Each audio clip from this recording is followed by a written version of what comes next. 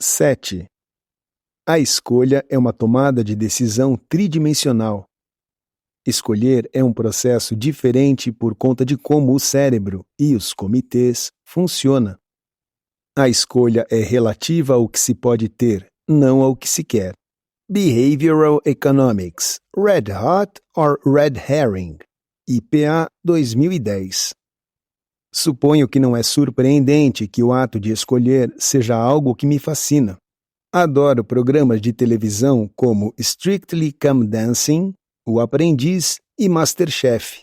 Mas, infelizmente, não gosto de X Factor, já tentei.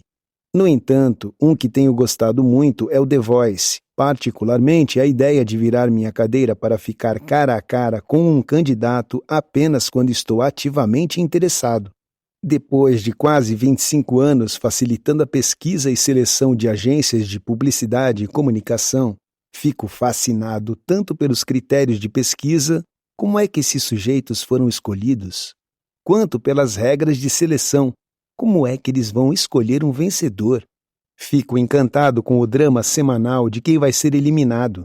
Simpatizo com os concorrentes, vibro junto com os jurados.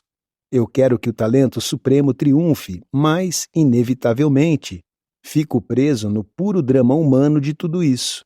Viver um sonho na televisão nacional todas as semanas e trabalhar arduamente para melhorar suas habilidades não é uma coisa pequena. Ver as pessoas melhorando em algo é inspirador.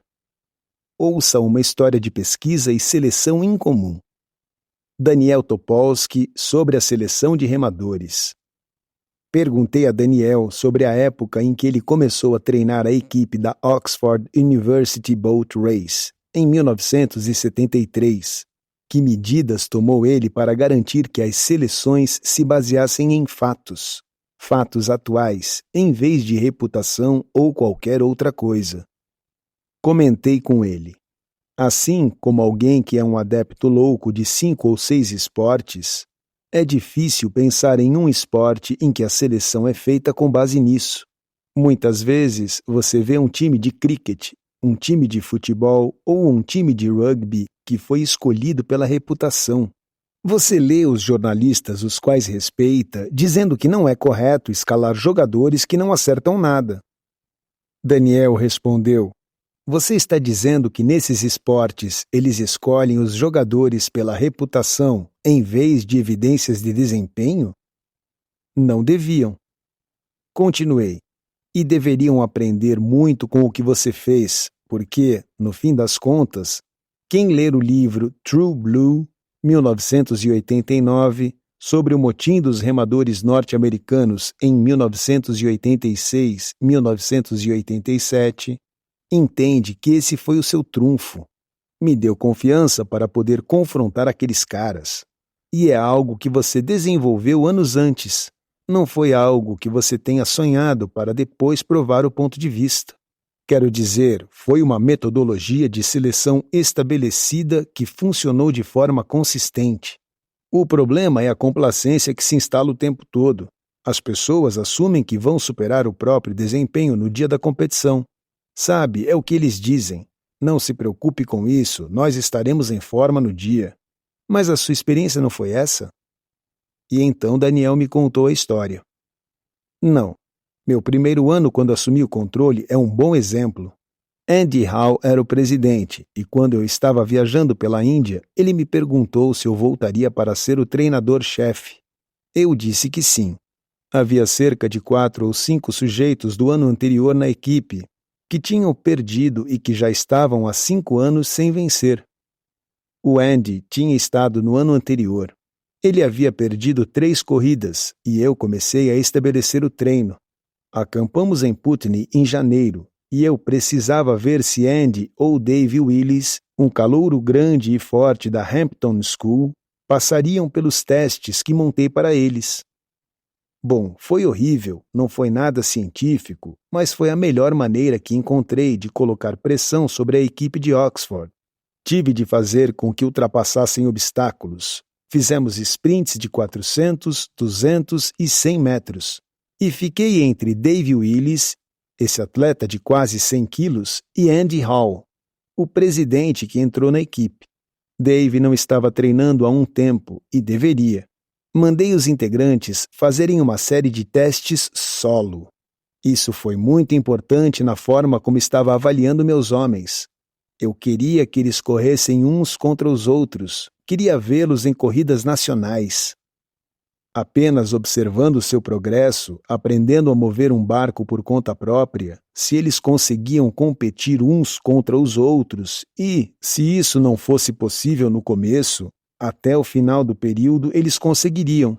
Eu fiz uma série de testes e então no Tideway, 2 testes de corrida semelhantes a Head of the River, ao longo das mais de 4 milhas, 2 testes de odômetro, testes de corrida, ginástica. Quero dizer, tudo foi testado e eu lembro dos sprints de 400 metros. Eu ficava no final, alguém começava e eu os cronometrava em grupos de cerca de 4 ou 5 pessoas. Durante o dia, coloquei o Andy e o Dave no barco B, porque não fiquei muito impressionado com a habilidade deles. Assim, eu os coloquei no segundo barco, o barco B, e nesses sprints eles estavam competindo e nenhum deles era um grande corredor, mas Andy Hall estava lutando. Ele era presidente e tinha sido humilhado. Ambos foram humilhados. Ele estava lutando pela posição e cada vez que terminava, ele estava à frente do seu grupo. Ele não estava no melhor grupo, não era o corredor mais rápido. Disse que odiava todo esse tipo de coisa. Ele dizia vai-se e voltava a correr do início outra vez. Fazia isso novamente 4 vezes. Sempre. Dave Willis vinha atrás trotando porque estava muito zangado comigo. Então, dentro de 2 dias, eu coloquei Andy de volta no barco A. Dave ainda estava no segundo barco e um dia depois ele se demitiu e deixou o grupo. E essa foi uma das primeiras decisões que tive de tomar a esse nível. Dave não estava preparado para lutar como Andy. Andy, que se colocou no lugar dele, foi humilhado, mas batalhou. Dave foi humilhado e pensou algo como: não vou me esforçar. Ou você me coloca no barco ou eu vou embora. Isso porque eram apenas treinos. Podia ter batalhado facilmente, mas preferiu se retirar. Escolhendo agências. Hoje em dia, está cada vez mais complicado os grandes anunciantes selecionarem sua agência ideal.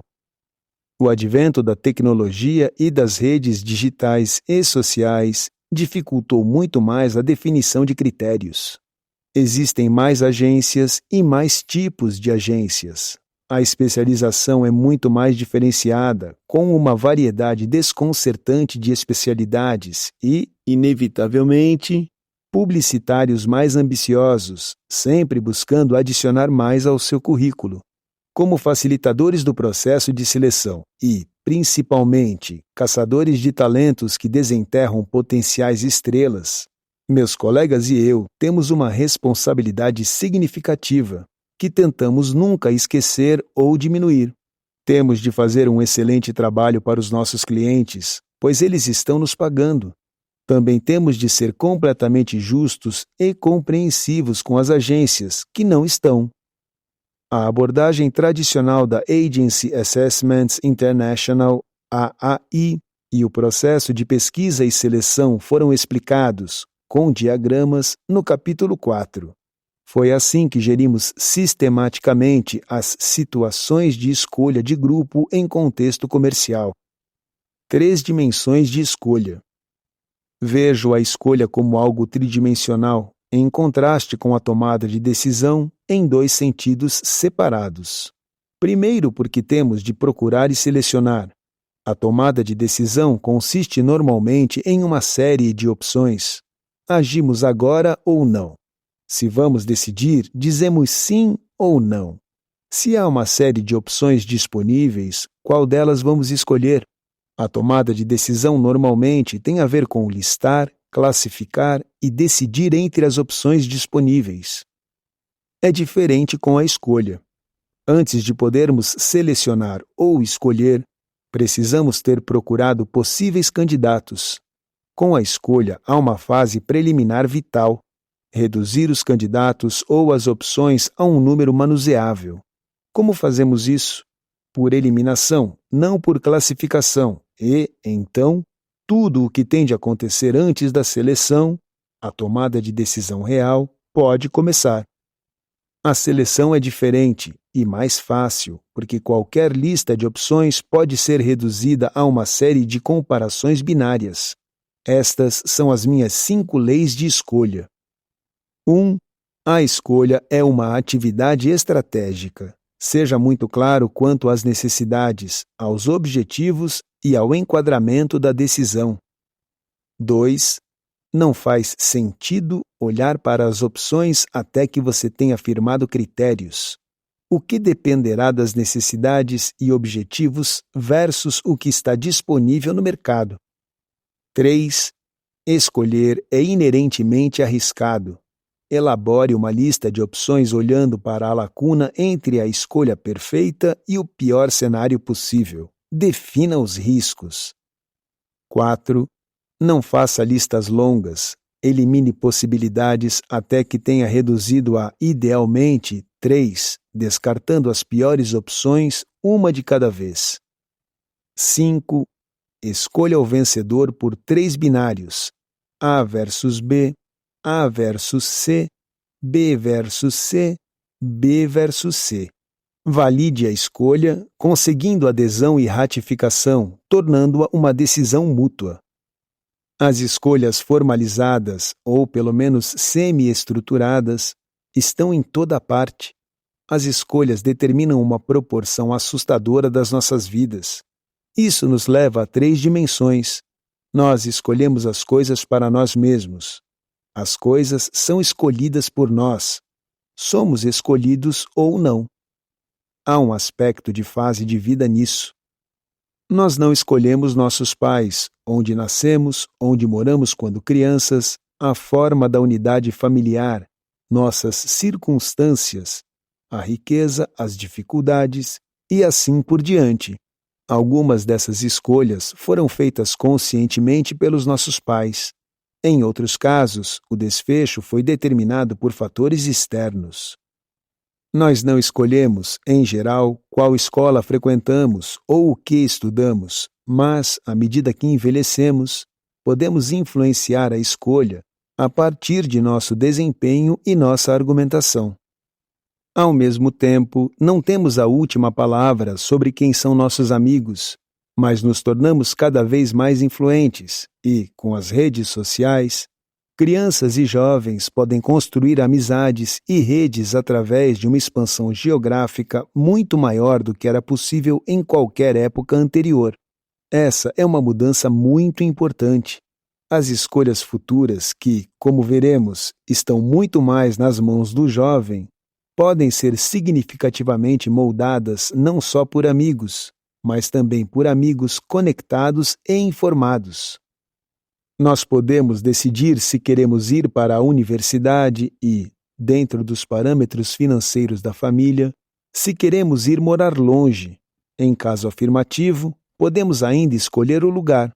Mais uma vez, a habilidade e o desempenho serão grandes fatores, mas nossa vontade também. No entanto, para entrar na universidade, precisamos também ser escolhidos. Teoricamente, podemos escolher a carreira que gostaríamos, mas, infelizmente e ironicamente, dado o grande número de graduados no mercado, as oportunidades em campos atraentes são provavelmente proporcionalmente menores do que em qualquer outro momento desde os dias sombrios após a Primeira Guerra Mundial. Acertar esses ponteiros não parece ser uma grande prioridade para esse governo, assim como não o foi para os seus antecessores imediatos, mas deveria ser.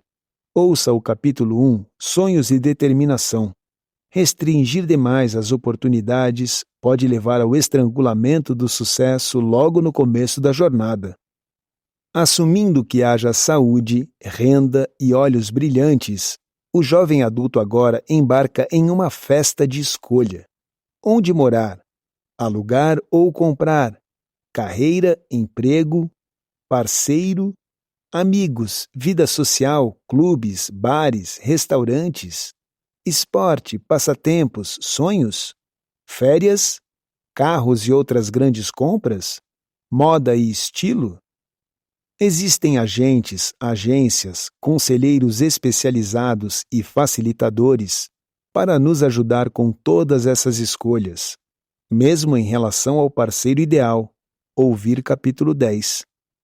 Uma vez escolhido o parceiro, há então escolhas importantes a serem feitas: filhos, família, estilo de vida, escolas. Em várias fases, haverá fortes lembretes de que não crescemos completamente a ponto de escolhermos tudo por nós mesmos. Há coisas que ainda são escolhidas por nós: empregos, médicos e instalações de saúde, carreira acadêmica, parceiros, e ainda dependemos de ser escolhidos: empregos, amigos, potenciais novos parceiros, esportes competitivos. À medida que envelhecemos, ficamos sujeitos a toda uma série de coisas que são escolhidas para nós ou que não escolheríamos fazer. Podemos adoecer, podemos ser demitidos ou empurrados para uma aposentadoria precoce. Podemos ser abandonados por parceiros ou outros membros da família. Podemos nos tornar dependentes e precisar de cuidados. Nós morremos. Não estou tentando deixar ninguém deprimido. Estou sendo apenas realista quanto à forma como a escolha rege nossas vidas. Há um aspecto de escolha que tem dominado toda a minha vida profissional, desde a pesquisa de marketing na Nielsen até a orientação de publicitários na AAI, da era Harold Wilson até David Cameron, se você quiser contabilizar o tempo por mandatos de primeiros ministros. Estou falando sobre a escolha do consumidor, o mundo do marketing, da publicidade e, atualmente, cada vez mais telas múltiplas e o diálogo com os consumidores. É um mundo fundamentalmente diferente daquele que existia no período em que eu estava crescendo. A ressaca do comando e controle e da propaganda de tempos de guerra. É agora um mundo com o consumidor confiantemente no comando, enquanto os fabricantes, varejistas e a fraternidade do marketing tentam desesperadamente influenciar a escolha.